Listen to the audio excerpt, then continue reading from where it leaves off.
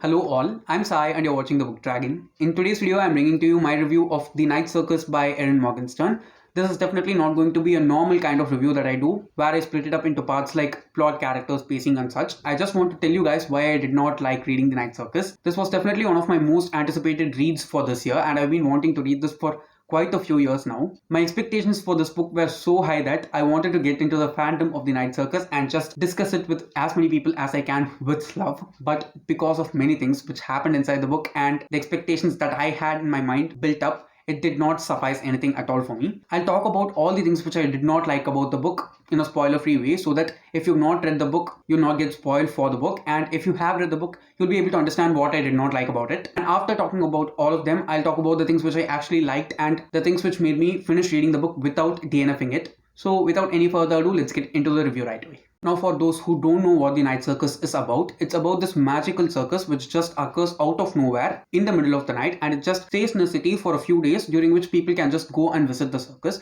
There are multiple things which are very different about the Night Circus, which is that it opens up only in the evening time, and from sunset to dawn it is open, and when the sun is up, the circus is not open at all. And another very peculiar thing about the circus is that no one knows when the circus will come to their town, or if it will even come for the second time at all. Any whereabouts of the people who are working inside the circus and from where the circus operates and who's the head of the circus are all kept away from the public's eyes, and that just creates a really good mysterious enigma for us to experience as readers. Apart from just this mysterious setup of the Night Circus alone, we have this magical duel that is happening between two magicians named Celia and Marco across several years, and the end of their battle is actually the climax of the book. These both together actually concoct to form this entire book as the Night Circus. It is kind of a historical fantasy because it starts out in the early 1870s and ends in the beginning of the 1900s, so we can consider it as historical fantasy also. So that's it about the basic plot of the Night Circus. It has the circus which occurs out of nowhere in the middle of the town and runs its show for a few days and then swaps cities continuously.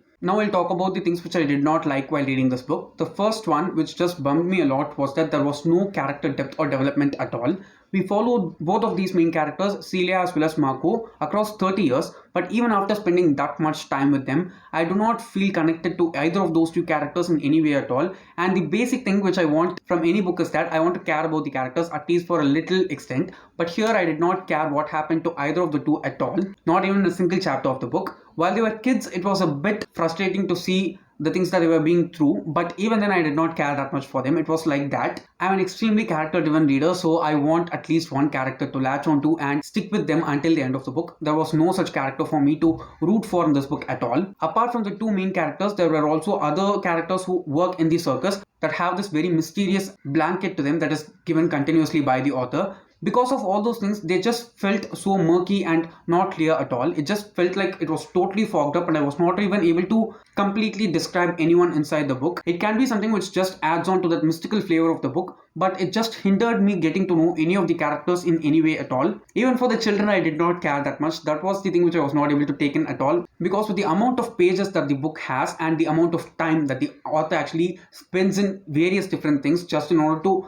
flesh out this world for us, she could have taken a bit more pages in order to just give these two characters even more depth. I'm not saying that they don't feel like people at all. They just feel like they were people whom I'd never care about no matter what happened. So that was a big drawback for me. The next one is the magic. Okay, the magic was very soft. It was clearly a soft magic system which I did not enjoy at all. Okay, the magic seemed beautiful and surreal during multiple scenes while it was used by various characters, but the way in which they got that magic and the bounds for their powers, it was not at all described at any point at all. So it was very frustrating for me because I could not guess what was going to happen at all in any way. I'm not saying that I don't like soft magic systems at all. I do like to be surprised when I'm not expecting anything and just out of nowhere magic just cures something. But it felt like in each and every chapter of the book, the magic was just used as a convenience device rather than a power which needs to be respected and given its proper space. It did not feel like that at all for me. It just felt like a presence, like air or water, but it was not at all given the respect that it needs to be given from my point of view, I'm saying.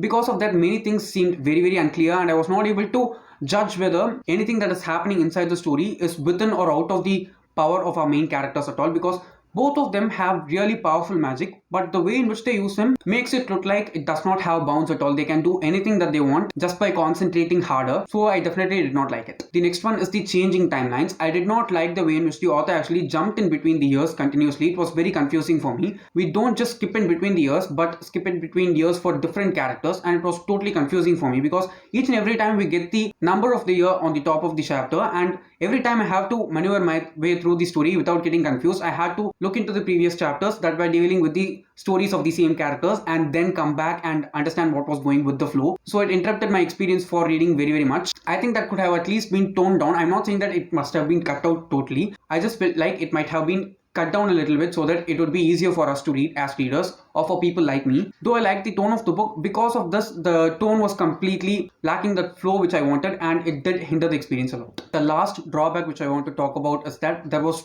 too much build up. Okay, too much build up for nothing that is going to happen towards the end of the book. Okay, I just felt like the first 200 pages of the book was build up for these two main characters meeting each other and the duel actually coming to the knowledge of both of them and knowing whom they are actually facing against. But after even they met, I did not feel any kind of clash or conflict at all. It just felt like they were just moving on with their stories and nothing was happening interestingly at all. So that was a huge bummer for me. Now coming to the things which I actually liked about in the book very much. The first one is the prose. Okay, I just read this book completely for the beautiful prose itself. It was really gorgeous. The way in which the author actually described each and everything was so lush and very fresh. Okay, I was able to see how the Night Circus is and the things that were happening in there. Okay, the way in which she has just made this Night Circus totally black and white, but showing that beauty even colors cannot show, using that black and white, and the places that she decides to make black and the places that she decides to make white, the way in which she puts the costume for each and every character depending upon the act that they are performing. All those things were really masterfully done, if you ask me.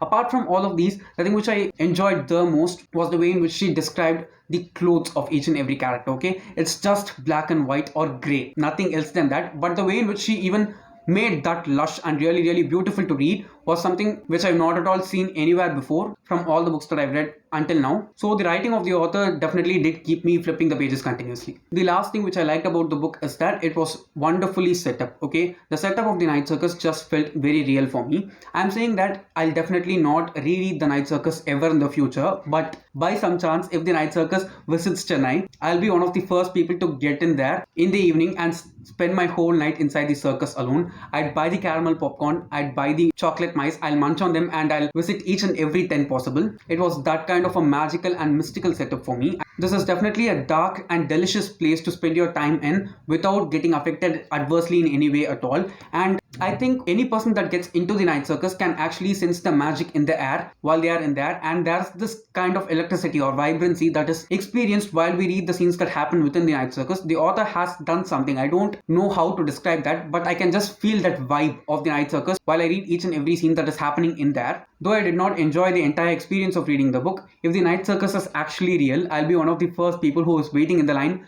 to get inside the circus and explore everything that is going on in there. So that is a win if you ask me. So yes guys, I rated the book 2.5 stars. Okay, in my Goodreads it says 3 stars because I could not rate 0.5 stars there. But to my heart, the Night Circus is just a 2.5 star read for me. Despite the gorgeous prose and the beautiful setup, the book did not have that much as I expected it to have. I will be reading the Starless Sea in the future, but I'll definitely not be reading this ever again. And I'm not making this video in order to put out the hate that I have for the book. I just want to convey to you guys how I felt about the book, because many of you were asking me on Instagram how I felt about the book and I was not able to reply to each and every person. And if I put it out here, it'll be available forever for you to check out. This is definitely not a negative video, but just a video for me to inform myself that these are the reasons why I did not enjoy the book. And if there's any other person who's having the exact reading taste like me, they might also not like the book, and in order to save them from the disappointment, I'm just making this video. So yes guys, that's it for today. If you did enjoy watching today's video, don't forget to give it a thumbs up and also share it to your friends. If you want to get more content from me, do subscribe to the channel. Thanks for watching and have a great rest of your day.